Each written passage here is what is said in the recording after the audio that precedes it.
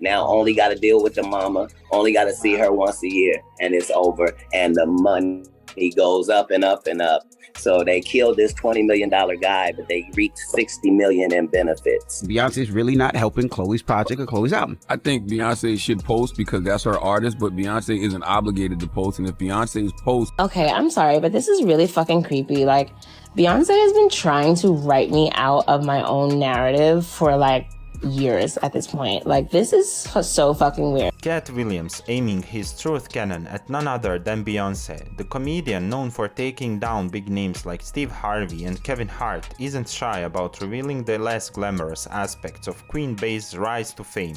While many people avoid criticizing the music icon, Katt bravely ventures into the dark depths of the industry. In a recent interview, Katt sliced back the layers of the music industry, revealing how everything is designed to push certain people to the top. While he did not name names this time, some fans believe his comments were directed at Beyoncé, implying that her success may come at the expense of others. It's a risky move, given the Beehive's brutal loyalty, but Katt is not afraid of controversy. Prepare for some boiling hot tea as Katt Williams reveals why Beyoncé may not be as perfect as we have been led to believe. Trying to have a conversation that's not being had. And I'm really sorry that these conversations are being had by a comedian. I wish too that it was a religious leader of some kind having this conversation, or somebody's politician talking about this. Few artists have mastered the glitz and glam of the music industry like Beyoncé. With a string of awards, a billion-dollar empire, and devoted fan base, she appears untouchable. However, behind the glittering facade, whispers of underhanded tactics have begun to emerge, and Katt Williams isn't afraid to air the industry's dirty laundry. Katt, known for his straightforward approach to truth-telling, has earned a reputation for revealing the dark side of fame. While he's previously targeted big names in comedy and acting, he is now focusing on music icons such as Beyoncé. Katt didn't hold back in a recent interview with Carrie Champion, revealing that what fans perceive as strokes of luck in an artist's career are often well-organized schemes. It's based off of pretend that seems like a setup is.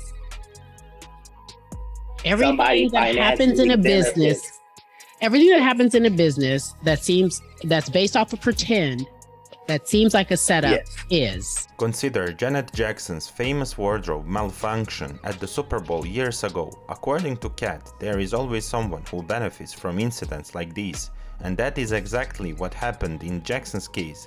Her career fizzled out following the scandalous incident, while Justin Timberlake continued to climb the ladder of success. They cut to commercial, you didn't see what happened. By the time they come out, people have been removed, it goes on. It's certain ways things are handled when it's not intentional. When things go smoothly, but they seem chaotic, that means there was forethought and a plan. Somebody, even if it looks like, Janet Jackson just had a wardrobe malfunction. There's no such thing. Correct. I don't care who you blaming. I believe that. Somebody benefited.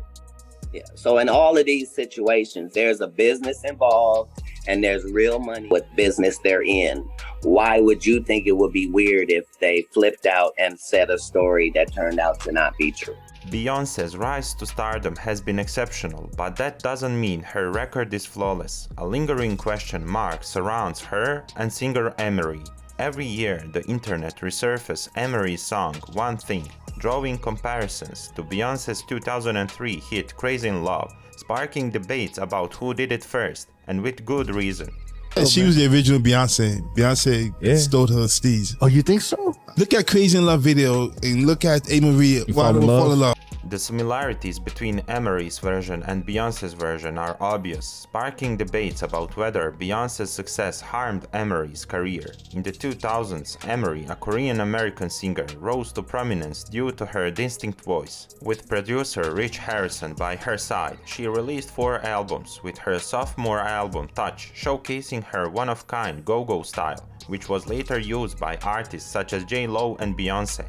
However, Beyoncé's appearance on the scene around the same time sparked speculation that Emery had been pushed out of the music industry.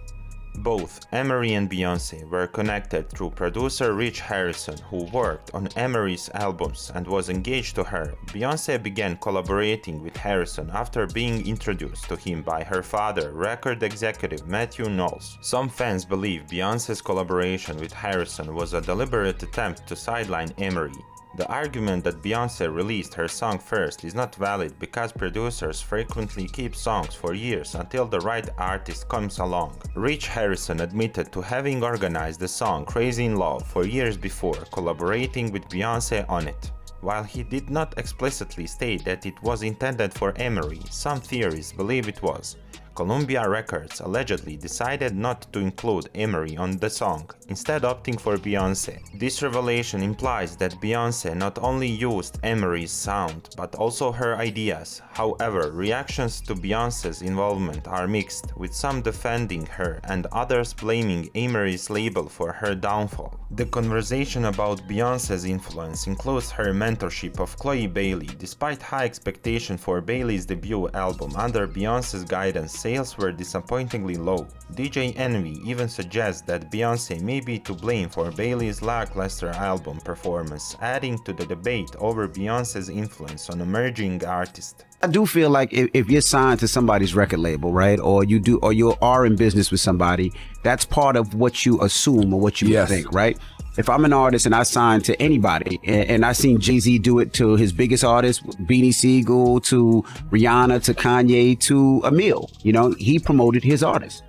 According to Envy, it was Beyoncé's responsibility to promote Bailey's album on her social media accounts. As a global icon with 319 million Instagram followers, her word carries weight. But there was silence on Beyoncé's social media accounts when it came to Bailey's album, which even some fans found odd. Are you partnered with somebody, especially who has a media platform or who has a big platform? You expect them to promote your stuff. Like, how would I look having partnerships with the Black Effect Podcast Network or having people on my book imprint Black Privilege and not promoting their stuff? Because that would be hurting me as well. Like, the bigger they get. Chloe Bailey's response on The Breakfast Club expresses her gratitude to Beyoncé and refutes any claims of jealousy or a lack of support from the global icon. Bailey's assertion that Beyoncé has always supported her is consistent with her public statements, implying a positive and supportive relationship between the two artists. I love B, and she supported my sis and I since we had our little locks on YouTube. So it's all love over here. I love her.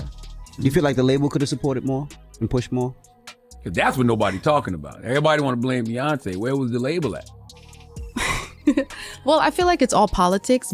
Azealia Banks has once again stirred up controversy with her scathing takedown of Queen Bey. Just when Beyoncé's Renaissance tour was buzzing with excitement, Banks crashed the party with an explosive IG rant.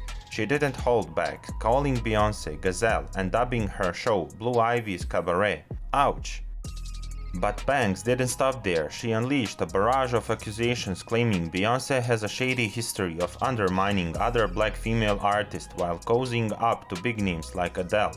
And let's not forget the Lemonade stunt and the Grammy tier. According to Banks, Beyoncé's got some explaining to do. As if that wasn't enough, Banks took aim at Beyoncé's collaborations, alleging that she is quick to beg for partnership but slow to give credit or compensation to the legion of black women behind her hits. And don't even get her started on Beyoncé's performance choices, inviting Kevin Jay-Z prodigy to sweat it out in the pit. Talk about tasteless.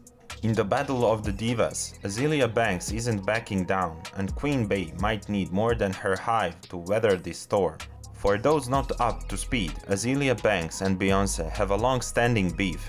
Banks has consistently accused Queen Bey of stifling black voices and even swiping her songs. The feud hit a boiling point in 2022 when Banks accused Beyoncé of trying to erase her contributions to house music. It all started when Banks shared a revealing quote from an insider during an interview with Metro UK.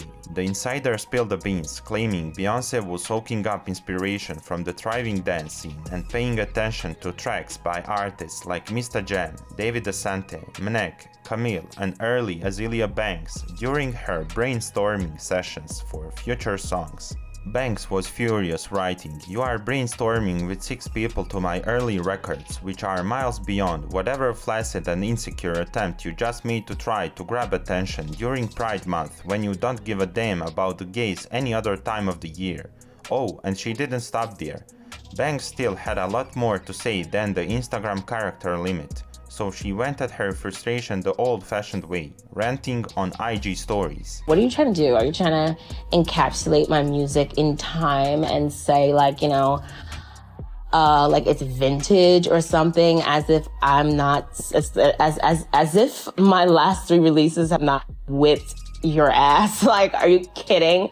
As if I'm not showing like major versatility and all of that. Like, you want me to not be Yamaya so fucking badly. Like, you want it to be Solange. You want it to be like Chloe Bailey. Like, you do a Little Mermaid movie and you don't include Azealia Banks. Like, oh my God, you are like, you're a joke. Banks and Beyoncé's collaboration is officially off the table. Even more surprising is Khalees's involvement in airing grievances against Queen Bey. Things heated up earlier in 2022 when a Khalees Instagram fan page announced that Beyoncé's upcoming Renaissance album would include a sample of Khalees' song Energy. Is there a catch? Beyoncé hadn't bothered to seek Khalees' approval before sampling the track. Naturally, Khalees was enraged. She took to social media to express her dissatisfaction, pointing out the disrespect and ignorance of everyone involved. In a fiery response, she made it clear that what Beyoncé referred to as a collaboration was nothing more than theft in her opinion. From Banks accusing Queen Bey of stealing from other artists, to the singer allegedly pulling strings to keep stars beneath her from shining too brightly,